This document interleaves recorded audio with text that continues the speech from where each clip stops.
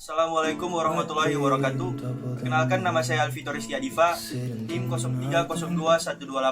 0302-128-2025035 dari program studi Teknik Pertambangan. Di sini saya akan sedikit menjelaskan Pancasila sebagai sistem etika dan Pancasila sebagai sistem filsafat. Yang pertama, Pancasila sebagai sistem etika. Pancasila dan etika adalah dua hal yang tidak dapat dipisahkan karena sama-sama mengajarkan kebaikan. Etika Pancasila adalah etika yang mendasarkan penilaian baik dan buruk pada nilai-nilai Pancasila, yaitu nilai ketuhanan, nilai kemanusiaan, nilai persatuan, nilai kerakyatan, dan nilai keadilan. Suatu perbuatan dikatakan baik bukan hanya apabila tidak melanggar nilai-nilai Pancasila, tapi bagaimana meninggikan nilai-nilai yang ada menjadi suatu hal yang lebih memberikan manfaat kepada yang lain. Nilai-nilai Pancasila merupakan kristalisasi nilai yang hidup dalam realitas sosial, keagamaan maupun adat kebudayaan bangsa Indonesia. Namun sebenarnya juga nilai-nilai yang bersifat universal dapat diterima oleh siapapun dan kapanpun. Etika Pancasila berbicara tentang nilai-nilai yang sangat mendasar dalam kehidupan manusia. Mengacu kepada nilai-nilai yang terkandung dalam Pancasila, maka Pancasila dapat menjadi sistem etika yang sangat kuat.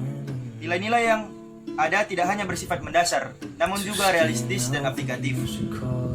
Nilai-nilai Pancasila merupakan nilai-nilai ideal yang sudah ada dalam cita-cita bangsa Indonesia, yang harus diwujudkan dalam realitas kehidupan. Nilai-nilai Pancasila apabila benar-benar dipahami, dihayati dan diamalkan, tentu mampu menurunkan tingkat kejahatan dan pelanggaran dalam kehidupan bermasyarakat, berbangsa dan bernegara. Penanaman suatu nilai tentunya tidak cukup dan memang tidak bisa dalam konteks Pancasila, karena Pancasila adalah suatu sistem nilai yang merupakan kekuatan organis yang tidak dapat dipisahkan satu dengan yang lainnya. Dengan demikian, akan menjadi kekuatan moral besar manakala kekuatan nilai Pancasila yang meliputi ketuhanan, kemanusiaan, persatuan, kerakyatan, dan keadilan menjadi landasan moral dan diaplikasikan dalam seluruh kehidupan berbangsa dan bernegara. Penanaman nilai sebagaimana tersebut paling efektif apabila melalui pendidikan dan media. Pendidikan informal di keluarga harus menjadi landasan utama dan kemudian didukung oleh pendidikan formal di sekolah dan non-formal di masyarakat. Media juga harus memiliki visi dan misi mendidik bangsa dan membangun karakter masyarakat yang maju namun tetap berkepribadian bangsa Indonesia. Dalam kaitannya dengan nilai-nilai etika yang terkandung, Pancasila merupakan sekumpulan nilai yang diangkat dari prinsip nilai yang hidup dan berkembang dalam masyarakat. Saat ini tampaknya kebutuhan akan norma etika untuk kehidupan berbangsa dan bernegara masih perlu, bahkan amat sangat penting ditetapkan.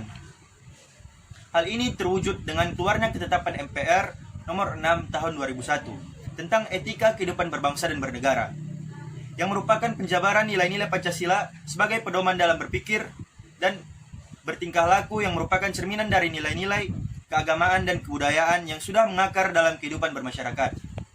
Etika kehidupan berbangsa dan bernegara bertujuan untuk memberikan landasan etik moral bagi seluruh komponen bangsa dalam menjalankan kehidupan kebangsaan dalam berbagai aspek.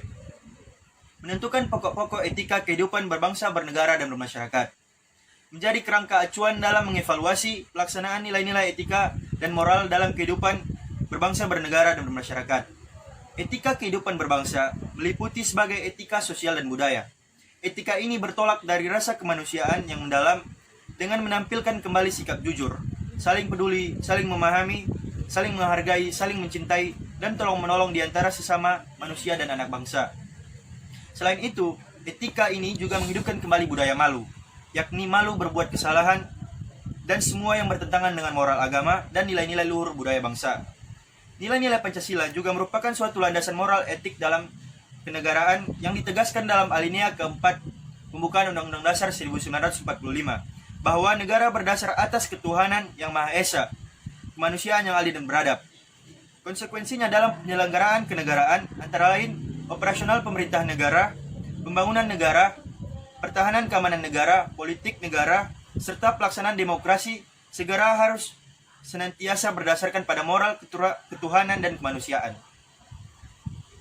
Pancasila dan etika adalah dua hal yang tidak dapat dipisahkan, karena merupakan suatu sistem yang membentuk satu kesatuan yang utuh, saling berkaitan satu dengan yang lainnya, dan dijadikan pedoman dalam kehidupan bermasyarakat.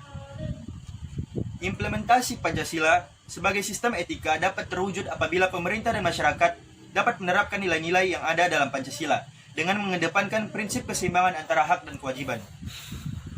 Pancasila hendaknya menjadi dasar dan pedoman bagi bangsa Indonesia dalam bersikap dan bertingkah laku, sehingga nantinya akan terwujud masyarakat adil dan makmur sesuai dengan tujuan negara itu sendiri. Pada setiap sendi-sendi kehidupan, masyarakat harus senantiasa menerapkan nilai-nilai Pancasila, baik dalam kehidupan sehari-hari maupun dalam kehidupan berbangsa dan bernegara, sehingga terwujud perilaku etika yang menjunjung tinggi nilai moralitas sebagai perwujudan dari ciri dan kepribadian dari bangsa Indonesia.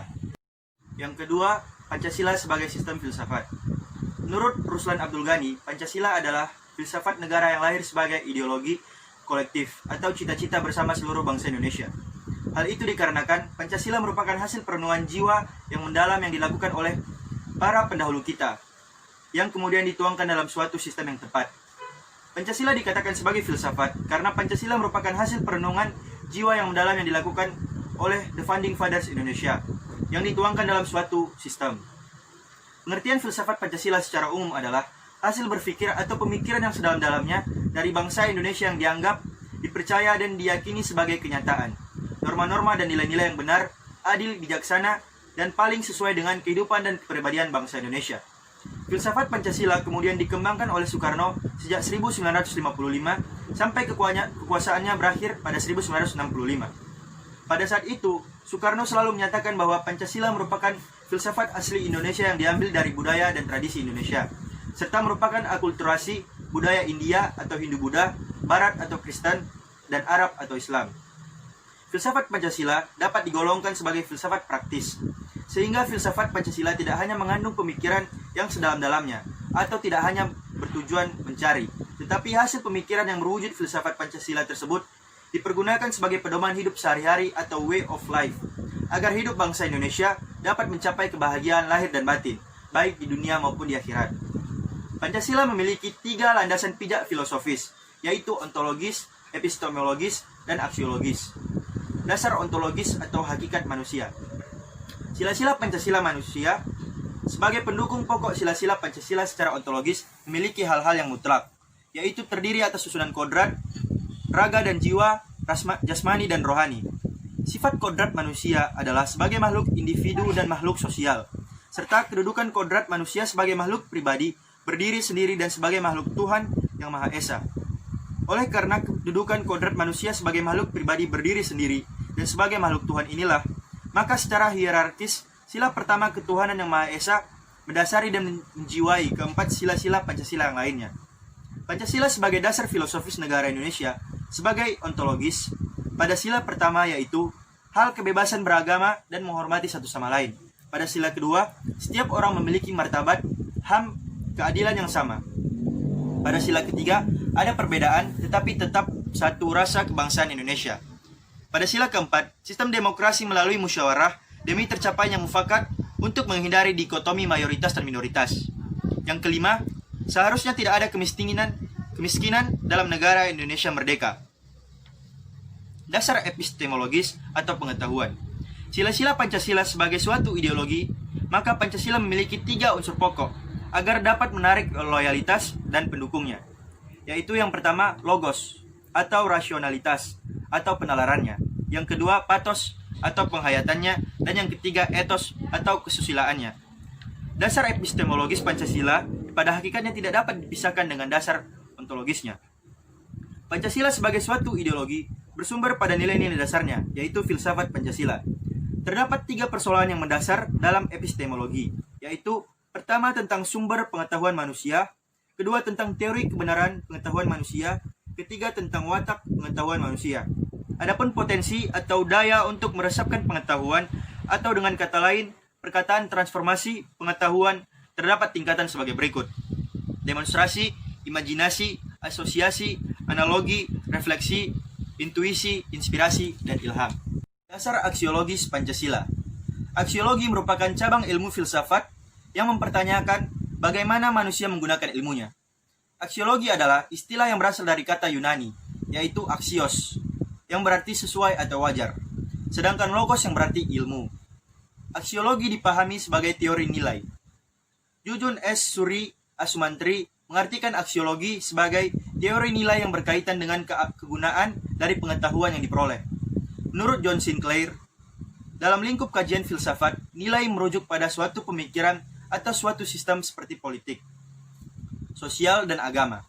Sedangkan nilai itu sendiri adalah sesuatu yang berharga, yang diidamkan oleh setiap insan.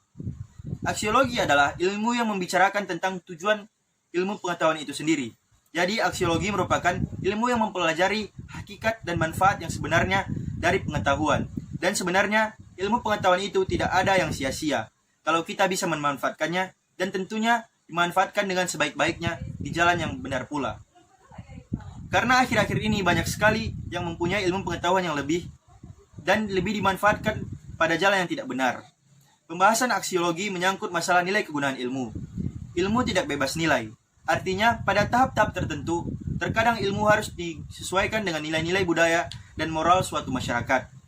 Sehingga nilai kegunaan ilmu tersebut dapat dirasakan oleh masyarakat dalam usahanya, meningkatkan kesejahteraan bersama, bukan sebaliknya malahan menimbulkan bencana.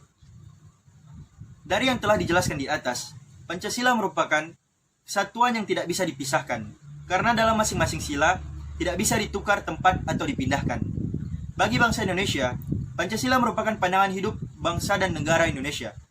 Dan filsafat merupakan suatu ilmu pengetahuan karena memiliki logika, metode, dan sistem. Pancasila dikatakan sebagai filsafat dikarenakan Pancasila merupakan hasil perenungan jiwa yang mendalam yang dilakukan oleh para pendahulu kita yang kemudian dituangkan dalam suatu sistem yang tepat, di mana Pancasila memiliki hakikatnya yang tersendiri, yang terbagi menjadi 5 sesuai dengan kelima sila-silanya tersebut. Adapun yang mendasari Pancasila adalah dasar ontologis atau hakikat manusia, dasar epistemologis atau pengetahuan, dan dasar aksiologis atau pengamalan nilai-nilainya. Agar seluruh masyarakat mengetahui seberapa pentingnya Pancasila dan dapat mengamalkan nilai-nilai sila dari Pancasila dengan baik dan benar, serta tidak melecehkan arti penting Pancasila. Sekian yang dapat saya sampaikan, terima kasih.